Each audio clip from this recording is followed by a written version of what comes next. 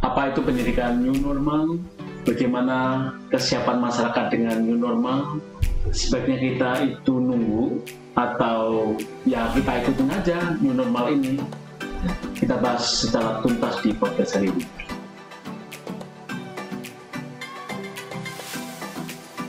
Sejak awal pandemi COVID-19, dunia pendidikan mengalami dinamika yang luar biasa. Offline, kita ke online, kita juga tahu segala macam isu yang terjadi di sana. Saat ini kita masuk apa yang namanya pendidikan era baru, atau orang kenal dengan new normal education. Apa itu new normal? Bagaimana kita harus masuk dengan new normal? Hari ini saya punya narasumber yang istimewa yang akan mengupas apa itu new normal secara tuntas. Beliau adalah Ibu Elizabeth Maria Siburian. Beliau adalah seorang regional director dari IF Indonesia. The one and only Ibet! Tepuk tangannya dong. Selamat pagi semuanya. Selamat pagi. Selamat pagi, Pak Adi. Ya, mungkin siang tadi ini ya. Pagi, Pak. Apa kabar, Ibet? Baik, sangat baik. Sudah satu dekade kita nggak ketemu ya. More or less, Pak. Sama. Oh my God. How are you? I'm good, really good. Plan to be healthy as always. How have you been doing so far? Survival mode. Banyak challenge, tapi we will make it. Ini saya dengar ini adalah trip pertama ya ke luar Jakarta, Iya. Ibet ya. Ya, keluar Jakarta pertama, ke Surabaya setelah terakhir ke sini 7 bulan yang lalu. Biasanya setahun bisa 4-5 kali, Pak. Boleh cerita ini trip pertamanya bagaimana? It was nice. Kita setir dari Jakarta bareng-bareng sama 3 teman saya lainnya. Wow. Nggak lama, thanks to the toll road, 8 jam kira-kira sampai sini, udah sampai depan center. Seneng ketemu. Jadi pasti melakukan itu juga karena udah ada apa yang orang bilang new normal ya. Iya. Jadi udah masuk ke Planningnya cerita lengkap. juga baru dan sebagainya. Oke. Masker, distancing, cuci tangan, semua diterapin sepanjang jalan. Jadi ya kita semua merasa bahwa harus ikut serta dalam program new normalnya pemerintah dan buat diri sendiri, buat teman-teman semuanya. Gitu. Oke, baik. Hari ini kita akan bahas satu topik, Ibet. Jadi orang-orang di luar sana kan selalu penasaran apa sih dan bagaimana sih kita harus masuk ke new normal. Ya, aku pengen bertanya masalah pendidikan era baru, pendidikan new normal. Jadi masuk kebiasaan baru ya, di mana di semua lini institusi juga menerapkan protokol kesehatan yang juga baru, yang sangat ketat ya. Pelan-pelan orang juga mulai masuk ke hal-hal yang sifatnya lebih baru atau normal lagi, seolah normal lagi. Dari IBED, dari IF, persiapan apa yang sudah dilakukan oleh IF? Oke, kalau kita seperti lembaga pendidikan lainnya, saya yakin Pak ya, kita menerapkan apa yang memang harus kita terapkan sesuai dengan aturan dari pemerintah, mulai dari jaga jarak, semua dan lainnya. Di center-center juga kita siapin untuk sign gimana semua siswa harus berlaku nantinya. Sudah mulai dari sekarang untuk staff-staff, karena mereka sudah kembali ke dalam senternya masing-masing, udah mulai bekerja dari kantor ya. Jadi distancingnya sudah tetap dijaga, ada sign misalkan kayak tempat duduk sudah berjarak 1 meter minimum satu sama lain, bergantian masuk kerja. Terus protokol penerimaan tamu mulai dari dia harus ditem, lalu cuci tangan di depan, lalu peringatan untuk sering-sering cuci tangan juga sudah ada, dan peringatan untuk selalu distancing selalu ada juga. Nantinya kalau kembali siswa masuk, ada aturan lebih ketat lagi seperti jumlah siswa dalam kelas sampai dengan pengajar seperti apa, itu semuanya sudah kita siapkan dan sudah kita ajukan. Gitu. Dan sudah pastinya disosialisasikan ke semua. Iya. Jadi standarnya akan sama seluruh Indonesia. Gitu. Baik. Tapi bahwa memasuki hal yang baru ini kan orang juga punya persepsi berbeda tentang apa itu new normal. Orang berpikir bahwa new normal berarti sudah kembali ke yang normal. Apa sih yang beda antara new normal saat ini dengan normal sebelum ini? Oke, kalau saya pribadi melihatnya begini Pak Adit, new normal itu apa sih? Kalau saya melihatnya adalah tujuan utamanya dulu aja. Kalau saya berencana memastikan bahwa semua orang di center saya, semua orang di Indonesia bekerja dalam ranah pendidikan, memastikan bahwa dirinya sehat, supaya orang-orang di sekitarnya, siswa dan juga orang tua yang ada di sekolah itu juga sehat. Itu yang pertama, tujuan utamanya. Apa sih bedanya ya tadi? Yang dulu mungkin anak-anak, apalagi usia kecil, mungkin usia 7 sampai 9 tahun atau anak TK harus diingatkan mesti cuci tangan, mesti begini. Sekarang itu sudah jadi kewajiban gitu. Terus yang paling berbeda lagi adalah kayak makanan. Semua orang mesti bawa makanan sendiri supaya tidak perlu bergantian tempat makan, dan kantor-kantor juga sudah melarang penggunaan tempat makan yang di-share, dibagi gitu. Tempat duduk semua juga sudah berjarak, yang tadinya mungkin sekelas isinya 40 sekarang cuma boleh 20. Ada jaraknya masing-masing. Itu hal-hal utama yang harus dilakukan oleh satu sekolah dalam pelaksanaan new normal. Pendidikannya seperti apa? Ya macam-macam. Mungkin kita harus bisa sharing dengan blended learning offline dan online, bisa jadi juga harus membagi schedule pagi dan siang, ya beda-beda gitu loh Pak. Tapi memang intinya adalah memastikan bahwa semua anak itu dalam mode safe. Dia harus bisa safe, dia harus bisa yakin bahwa ketika dia kembali ke sekolah, sekolah ikut menjaga dirinya dan dia juga menjaga dirinya dan teman-teman. Seperti itu Pak. Jadi bahwa saat ini IF sudah menyiapkan semua perangkat terkait dengan apa yang harus dikerjakan ya dengan new normal nanti ya. Iya. Tapi bahwa faktanya adalah saat ini kita tahu bahwa semua kegiatan tatap muka sekolah juga masih dilaksanakan secara daring ya.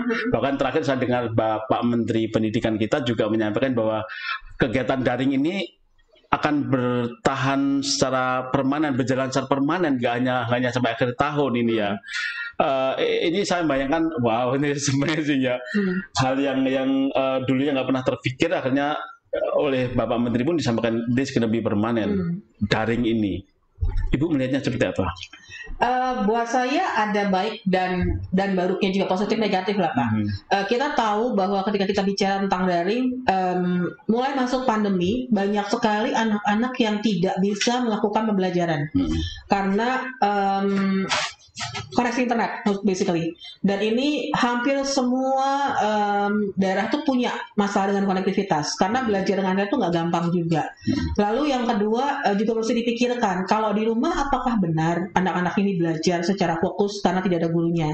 Di sini karena kebetulan saya juga orang tua, jadi saya merasakan bahwa gimana saya harus bekerja dan juga mengajar anak saya di rumah itu adalah challenge buat saya. Tapi harus gitu karena anak-anak saya mesti belajar.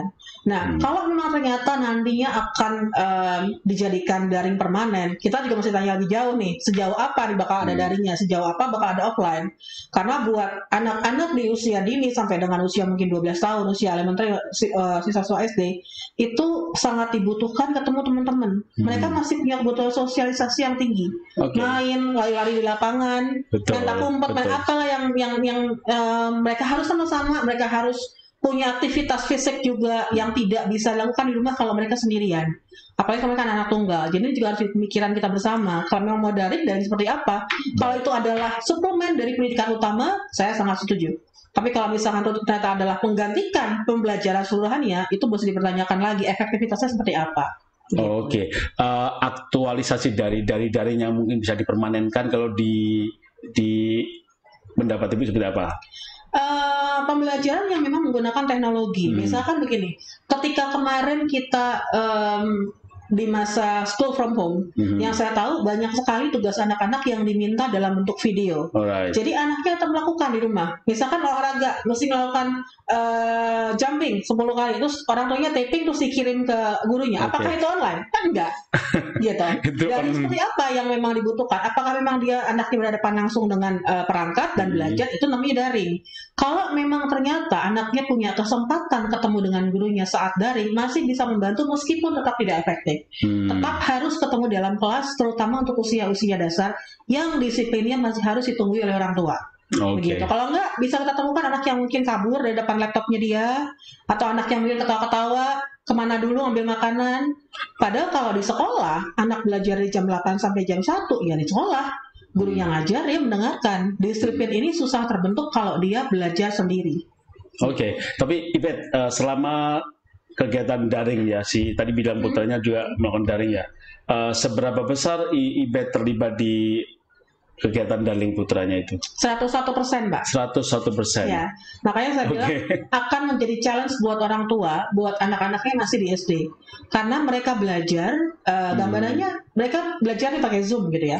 Zoom yang satu Zoom mungkin isinya adalah sekitar 30-20, kalau kelas anak saya 22 anak. Gurunya ngajar, apakah bisa si 22 anak dapat perhatian yang sama? Cuma 40 menit waktunya. Gurunya ngajar, anak lain pada berisik gitu kan, ya sudahlah ya. Setelah itu gurunya akan tutup dengan, oke, saya akan kirimkan tugasnya melalui, let's say, misalkan Google Classroom, PPT. PPT dikasih ke anaknya nggak ngerti. Jadi sambil saya kerja sore, mama aku tolong ajarin ada tugas. Jadi saya ngajarin dia lagi ulang, ngerjain tugas, submit ke gurunya. Itu setiap hari, Pak. Tapi tadi kembali 100% tadi, berarti you really did like most of your time untuk mendampingi daring itu sendiri ya? Setelah, jadi kita membaginya adalah untungnya waktunya fleksibel. Kalau jujur gini, jujur dari perasaan yang harus 101% tadi, were you tired? I am. Okay. I'm really tired gitu dengan kalau boleh milih berarti tidak perlu daring dong ya? Tetap harus ada. Kalau saya lebih ke teknologinya, belajar teknologi supaya dia paham gimana cara presentasi gitu kan. Jadi bisa tahu karena ada tugas presentasi juga. Tapi basically dia presentasi dengan materi yang saya taping lalu saya kirim, bukan latihan langsung gitu. Which is kalau menurut saya presentasi itu bukan materinya, tapi gimana cara kamu ngomong di depan orang banyak. Itu yang paling penting, belajar confidence-nya, bukan tapingnya. Jadi ini yang menurut saya tidak tercapai pembelajarannya, maunya apa gitu kan. Iya, saya juga sempat ngobrol dengan banyak ibu-ibu, bapak-bapak juga yang memang 100% mendampingi daring itu bahwa kelelahan ada di sana. Jadi mereka merasa it was like too much ya. Kita kapan ini akan selesai daring ini. Tapi kalau dari 101% tadi pasti ibu kan juga mendapatkan hal-hal positif dari daring itu sendiri ya. Boleh nggak di-share ke teman-teman di luar sana bahwa apa sih hal yang baik dari daring ini kalau harus disampaikan 5 hal saja mungkin? Yang pertama yang sesimpel seperti saya mesti belajar bahasa Mandarin, Mbak. Oh iya. Karena ada subjek Mandarin yang saya belas nggak ngerti apaan, gitu kan. Saya udah bisa bahasa Mandarin dong sekarang. Nggak juga. Kalau bilang I love you bahasa Mandarinnya apa? Wah ini. Itu karena gara-gara daring kan ya? Iya, gara-gara daring. Wah ini. Terus saya juga baru tahu kalau misalkan di Mandarin tuh cara nulis huruf tuh ada stroke-strokesnya. Which is anak saya really good in that gitu kan. Jadi saya pikir ada giniannya juga. Itu yang pertama. Yang kedua, yang jelas, yang tidak bisa tergantikan memang bonding. Itu pasti sudah nomor 1. Saya sama anak saya terbiasa selama berbulan-bulan belajar bareng. Dia belajar, saya belajar. Saya ngajarin dia nanya apa semua. Sampai dengan ujian pun barengan sama saya. Spesifik saya ambil cuti untuk temenin dia ujian. Karena saya takutnya pas lagi ngerjain ujian di Zoom, terus atau ketendang keluar.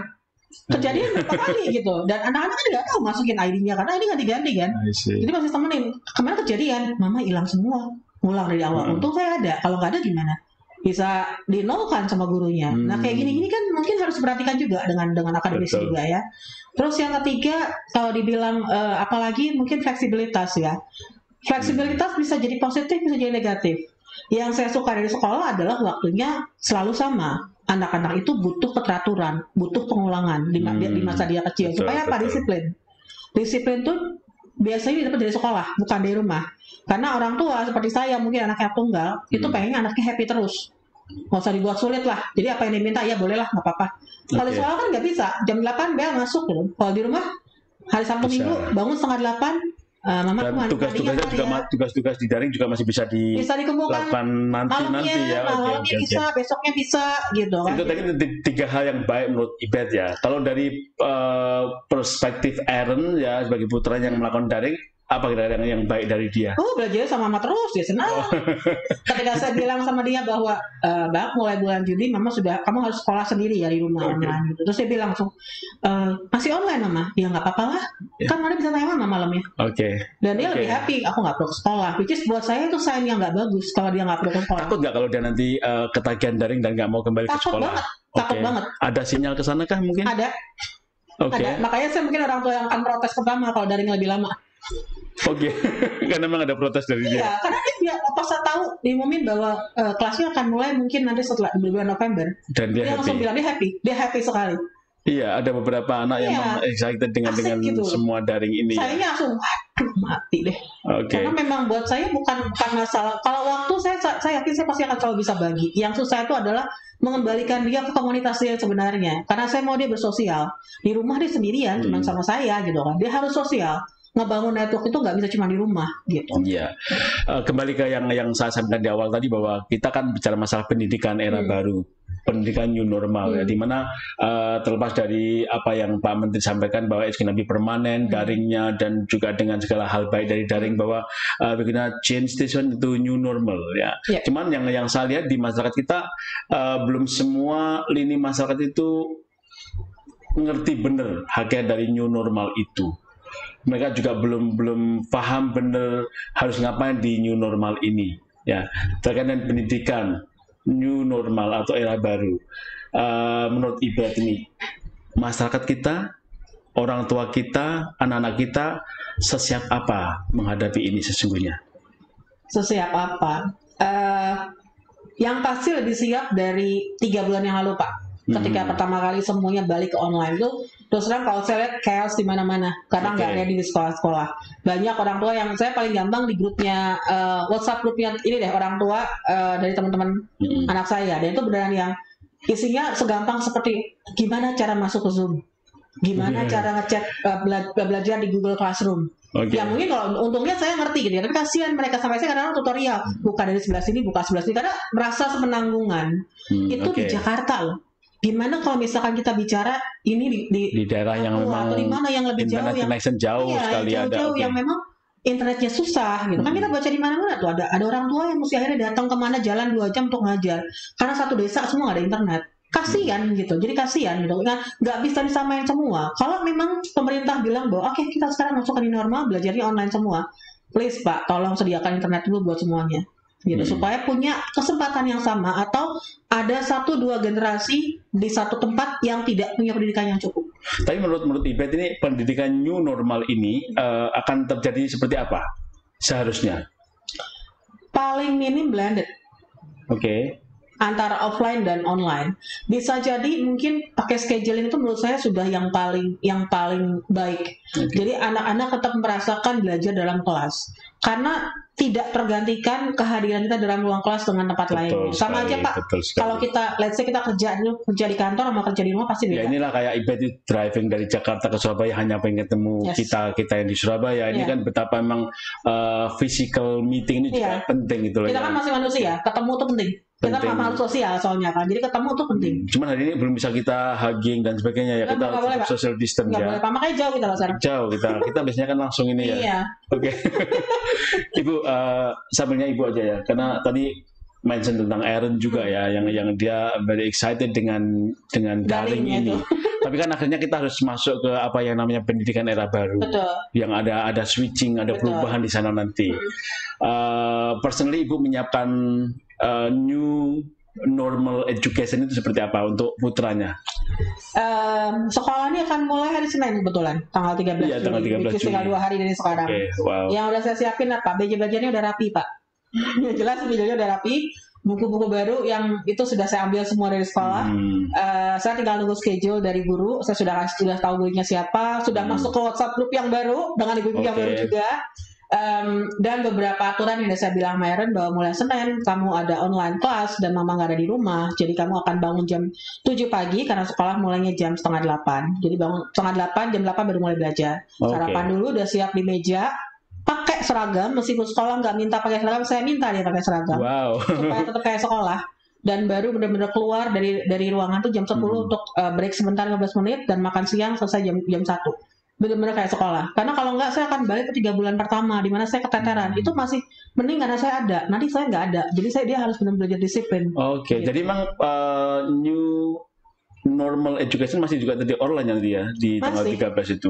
Karena banyak orang di luar sana berpikir bahwa pendidikan era baru berarti nanti kan sudah langsung banyak offline. Banyak yang berpikir begitu. Kita masih, belum. Kalau di sekolahnya Aaron masih full online. Setahu saya pemerintah masih minta full online sampai dengan satu daerah dinyatakan green dan sekolah tersebut meminta untuk sekolahnya dibuka dan disetujui oleh pemerintah setempat. Kalau sebelum itu pasti tetap harus online.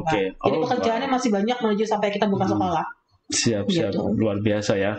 Cuman gini, bahwa masyarakat kita itu juga antara siap gak siap ya dengan semua ini. Juga mereka masih capek dengan daring dan sebagainya. Ternyata new normal juga masih daring, jadi malah kelelahnya juga bertambah-tambah gitu ya. Sampai gini, mereka tuh bikin udah nggak usah daring-daring, aku mau nunggu sampai nanti itu normal kembali baru aku mau ambil cuti dah, anakku nggak usah ikut sekolah ini sebagainya. Jadi banyak orang berpikir bahwa mereka akan ngambil break, cuti dulu, aku nggak mau ambil ini sampai semuanya back to normal. Ibu kan capek tadi ya. Aaron juga kayaknya ini ada pernah berpikir nggak untuk ambil cuti untuk anaknya ini? 100% nggak pernah. Karena buat saya pertama kita nggak pernah tahu nih kapan selesai. Virus ini masih ada dan kita nggak tahu kapan selesai. Selesainya kan katanya kalau udah ketemu si vaksin ya. Yang sekarang semua orang masih bekerja keras berusaha mencari. Mungkin setahun, mungkin 2 tahun, kita nggak pernah tahu.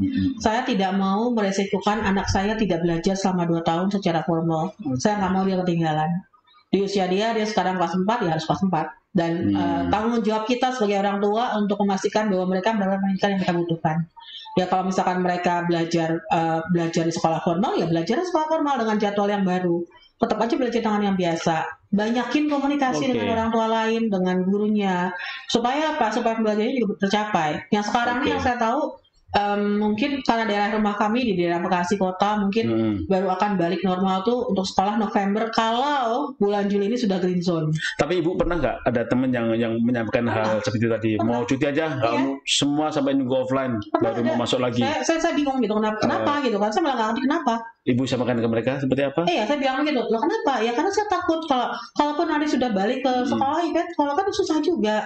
Kalau misalkan ada virus gimana? Kalau misalkan dia kena gimana? Banyak kekhawatiran. Jadi kekhawatiran yang berlebihan. Kekhawatiran yang sama itu saya juga punya gitu. Kan kita nggak tahu anak kita ngapain. Tapi dengan semua protokol kesehatan yang diterapkan di semua lembaga, di lembaga-lembaga bahasa kita juga semua protokol kesehatan terapkan dengan baik. Harusnya tidak ada kecemasan yang berlebihan ya. Kerjasama antara sekolah dengan orang tua, dengan semua dengan pemerintah tuh harus jalan bareng. Kalau enggak kitanya nanti akan timpang di tengah-tengah. Jangan sampai sekolah jadi sumber virus yang baru, klaster yang baru ya. Jadi semuanya harus tetap sehat karena anak-anak ini nggak bisa kita kontrol dia main sama siapa di sekolah. Ya sekolah harus memastikan bahwa ketika orang tua memberikan anaknya ke sekolah di pagi hari, ya jagain dong gitu. Sama-sama saling menjaga. Kita pastikan anak kita sehat, sekolah pastikan mereka pulang juga sehat gitu. Jadi tadi kalau saya di awal bilang pendidikan era baru berarti ternyata bukan pendidikan yang harus langsung offline ya, masih jauh dari itu semuanya. Jadi orang tua juga harus siap dengan semua kondisi yang faktanya seperti ini gitu ya. Anaknya ketinggalan, jangan sampai bikin kasihan anak-anak ini. Kalau saya kasihan, apalagi kalau belajarnya berkesinambungan ya, kan memang harus seperti itu. Jangan sampai mereka tuh malah balik ke masa mereka baru mulai. Betul. Yang kasihan di anak-anaknya. Ibet untuk wrap up aja untuk bincang kita hari ini. Banyak orang tua yang masih belum ready ya untuk memasuki pendidikan era baru ini. Mereka juga masih banyak kontroversi, masih banyak dilema dengan policy dari pemerintah, dari sekolah masing-masing. Memberikan mungkin tips atau apa mungkin kepada orang tua yang masih galau dengan pendidikan era baru. Kalau dari saya pribadi, kalau saya merasa bahwa pendidikan yang baru pembelajaran buat kita semua. Mungkin pandemi yang datang ini bukan teguran buat kita, tapi kesempatan buat kita untuk berbuat lebih baik, lebih dekat sama keluarga. Betul. Lebih menghargai hidup itu buat saya juga lebih penting lagi, dan menghargai semua hal yang udah dikasih Tuhan sama kita. Jadi saat ini buat orang tua yang mungkin khawatir tentang kesehatan dan lainnya, saya punya kekhawatiran yang sama. Saya punya ketakutan yang sama, tapi saya tidak mau terlalu takut. Karena apa? Karena selama kita menerapkan semua protokol yang dibutuhkan, cuci tangan lebih sering, pakai masker di tempat umum, jaga jarak, saya yakin virusnya nggak akan dekat-dekat kita. Jaga imunitas dan pastikan bahwa anak-anak kita itu mendapatkan waktu main yang cukup, tidur yang cukup, makan bergizi. Saya gitu Pak. Dan ketika bicara tentang normal, ketika capek mungkin dengan online dan lainnya, atur waktu. Orang tua bekerja itu susah. Tapi atur waktu itu pasti bisa. Kalau saya bisa, yang lain juga bisa. Sepakat, keren sekali. Pakai masker nggak hari ini? Mbak masker nggak? Pakai Pak. Coba kita pakai masker sekarang. Dari tadi maunya pakai masker, Ibe, tapi ternyata takut wajahku yang ganteng nggak kelihatan. Nah, cuman yang perlu kita sampaikan bahwa kita tadi pakai masker di awal, cuman kan di depan kita udah melakukan protokol kesehatan, dicek semua dan we were fine. Jadi suhu kita juga oke. Kalau ini nggak masuk suara kita ya. Iya, dan wajahku juga agak jelek di situ. Jadi terima kasih bincang-bincang kita yang luar biasa hari ini. Cuman supaya lebih enak lagi kita lepas lah. kita tunjukkan ke mereka bahwa kita pakai masker dan kita udah ikut protokol kesehatan dari awal dengan sangat baik. Ini contoh ya, satu lembaga yang semuanya terjadi dengan sangat baik, jadi kita nggak perlu takut untuk masuk ke new normal education. Saya pakai kacamata juga supaya kacamata saya juga baik ya. Baik, terima kasih Bet atas waktunya. Kita ketemu lagi di sesi selanjutnya ya. Oke, thank you. Selamat pagi semuanya. So that's the end of our podcast today. Thank you so much for joining. Tapi bahwa ketika akhir pekan atau di setiap akhir pekan kita selalu punya event seminar dan event-event yang menarik lainnya. Seminar apa ya? Ada parenting, ada tips bagaimana belajar bahasa yang baik, bagaimana kita juga improve our personal skills kita. Ya, untuk tahu semua itu pastikan klik link di bawah ini. Oke, thank you. Bye bye.